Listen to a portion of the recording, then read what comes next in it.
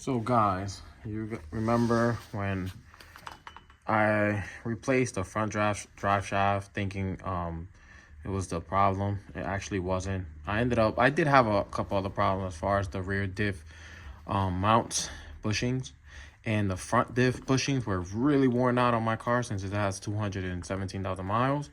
But the actual problem was the drive shaft. I don't know if you guys can hear it.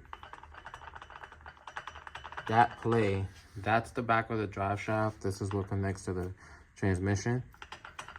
That play, it actually wasn't this. It's usually here where they go bad, but it was this. I ended up getting an OEM, very expensive.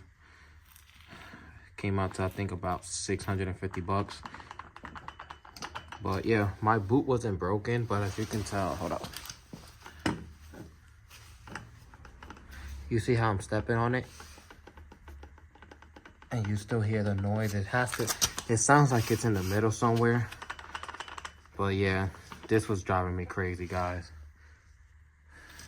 So if your Jeep is making a clunking noise, vibration at very low RPMs or high RPMs in the highway, and it's not usually, you check your tires and your rims and stuff. Mine's weren't bent since they're new. So, yep.